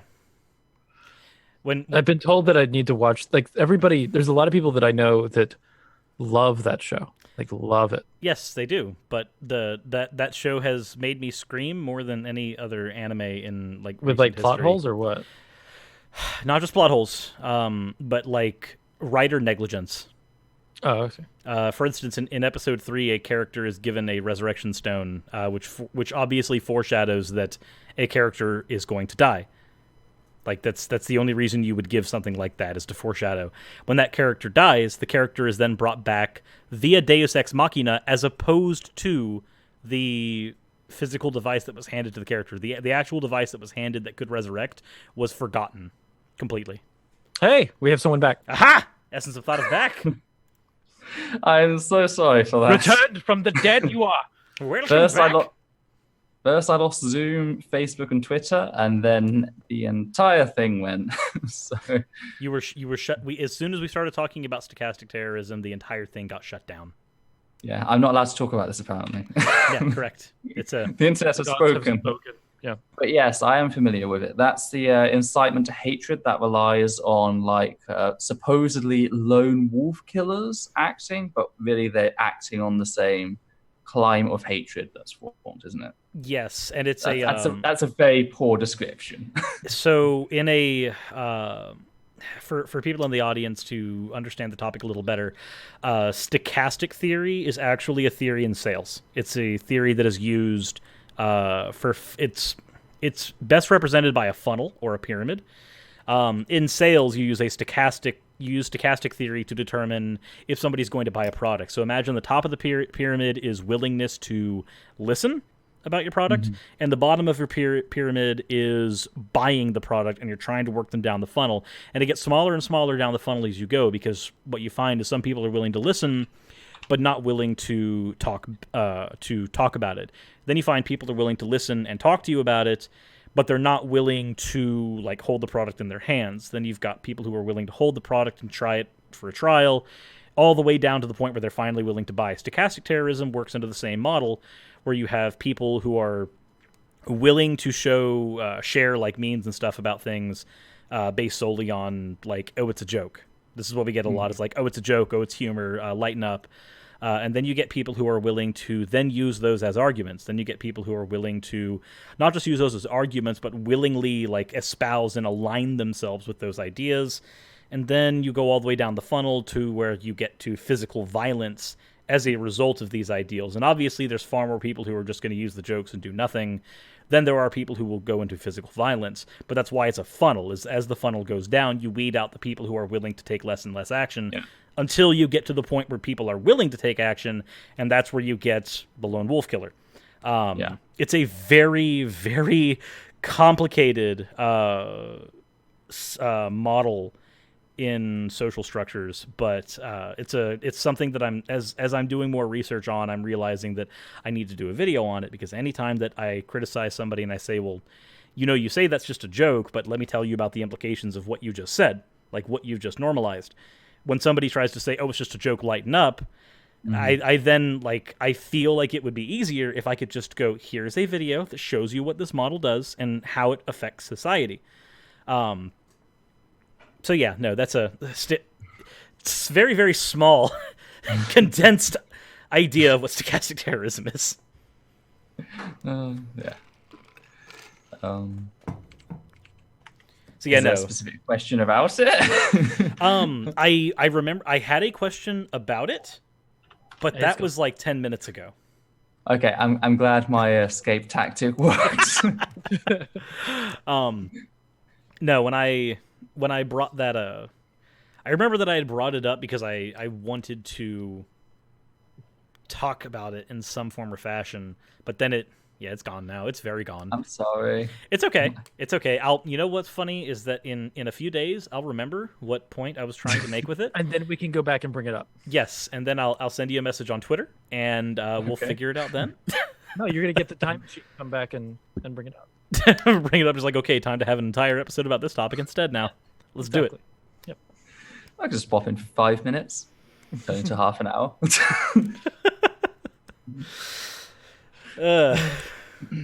Sloth Girl says Cirrus no longer has a limp hammer. Nope, still fairly limp. I look at Ocean and it just goes. Yeah.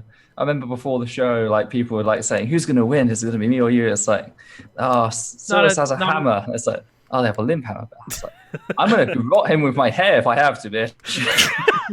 What's funny is that when we originally posited this conversation, we said it wasn't going to be a debate, and then like I know, and then it just kind of like we're just like, you know what? What if we just ran it as that for lulz? We did it for fun, for the jokes. This is done that or the impossible debate. Who's gonna win? Only one will leave. Hammers are given to both. I guess we both leave then. That's awkward. Okay. The only one who's left now is Ocean. The referee lives. I will say though, my favorite part of the thumbnail that we got is that your avatar, Ocean, is cross-eyed, and you're looking at both of us. Wait, am I cross-eyed in that Yes, yes, you are. Damn it! You are cross-eyed and looking at both me. It's a very good. It's a very good. This one's talking on you. This one's looking at you. We're gonna keep you guys apart. Perfect. 10 out of 10. Perfect. Yeah, that's Tiny Ocean is probably. I've said it before. I'll say it again. That I think Tiny Ocean is my favorite part of the Cirrus verse. There's this like a little miniature version of me. I'm taller than Cirrus, but it's this little tiny me that's in the universe. Yeah. That said, I don't know if there's really anything else that we can get into on the topic. We've kind of thrown and fish flopped our stuff at each other. It's two Magikarps going at each other. Both of us are possibly wrong. Flap, flap, flap, flap, flap. And yeah, no, I think that's one of the things that I think is really valuable about this discussion is that, like, look, there's a lot in question on this topic. Yeah, there's a lot of interesting things. However, a lot of the people dealing with this, everybody dealing with this topic is human, and there's a certain amount of respect that we should be having in like engagement on this topic, and I think that's happened in this conversation, and we've kind of just discussed things and talked about the ideas, and I think that's more conversations like this, please. Without the toxicity would be great. Because I think we managed to have an entire conversation on gender without once getting heated. Yeah, with a person who labels themselves as a firebrand. Yeah. So and with disagreements as well, and it's just okay. It reminds me of almost the pre-skill bet by Thorne and Hawking. I'm not saying we're on their level or anything, but did you hear about the bets? It was Hawking had with Thorne over aspects of the black hole, and like they bet on the other person's theories. So if the person had their theory proven right, they had to pay the other person a magazine subscription. So that they got a consolation prize almost. Like, it's nice when you can have civil discourse about this. And as someone who's so used to constantly being harassed and insulted and attacked, it is nice just to have those times where I can just go off and like talk about the different things that I think are interesting to look at, because you never know who's listening right now. They might go on and actually study the topic. They might actually go on to research what we've said. I mean, sources are linked in the description below. Hint, hint, for everyone listening. Right, and we'll get Essence of Thoughts sources down there as well. Sources it's just stranger things have happened in science before, so you never know what people who are listening are going to go on to do and how that's going to pan out. So yeah. Also, a fan art was submitted of you, Ocean, and real mics have curves, apparently. Oh my god, I knew it was going to happen. I stayed away from it, tried to stay away from it, but what happens? What happens? Is it just a picture of Ocean standing behind a microphone? And it was Ray. Animated. Ray. Yes, if you look at the live stream, the actual like physical feed of the live stream, you'll see it there in the playback. For Ocean just like winking to the camera. Real mics have curves. I tried. There it is. It is there. This little like Pillsbury. I've seen that bass. Ray has this like Pillsbury dough Ocean that is really easy to draw. and just like belts it out and throws things up. The last discussion that we had, there was a picture of Ocean that was made where he was apparently proposing to me with all of the foreskins from the story of David. Yes, that I had harvested. That was all of the foreskins. We can go ahead and put that one on the screen. Just go ahead and do that one. Go ahead and put the foreskins one. Why on not? The screen. Put the foreskins up. Oh my god. One man's foreskins is just another man's bacon. Oh boy. That's a sentence. That will inspire some fan art. That is a thing that I have now heard, and my ears have in fact been subjected to. And here we are, everybody. I want an image of S's Thought just casually eating bacon. It's just, is it a force? And S's Thought is casually eating bacon, and I'm behind him going just like, or I'm behind them going, wait, is that? Are those foreskins? Is it bacon? Here we are. For in large for everyone to see. Yep. the awkwardness that is that's a Ray produces some of the best fan art. Yes. It is very true. But with that said, since I do think that we have tackled most of what we wanted to tackle, and we have laid our stuff out, and we have provided research for people to go look into this more, I would like this discussion to continue going in the comments if possible, based on the research that me and As a Thought have both done. Let us know what side you come out on, because, hey, right now the science is out on it.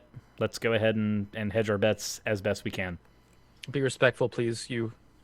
I feel really bad because I didn't supply all that many sources. I just noted general things. Honestly, whatever sources that you want to have included, even if you didn't reference them in this video and you want to have them included, just go ahead and send them to Surus, and we'll put them in the down below.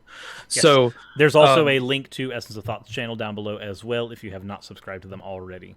Yeah, and that's Essence of Thought. If you want the last word. If anything you want to leave our audience with as parting words, go for it.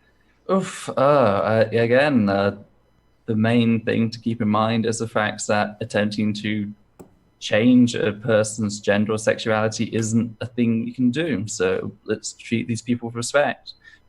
You're welcome to have questions about them. That's not an issue, but just approach the subject in a certain manner, and we can hopefully have more conversations like these in future. All right, awesome. Sweet. I think those are definitely good to land on. A burp just came as I was trying to say my last thing. That's very awkward. That's the foreskins coming up. Which we have fan art of, by the way, now. Yes. That has shown up. Wait. That's the thought with the little foreskin on a fork. Or bacon. Really?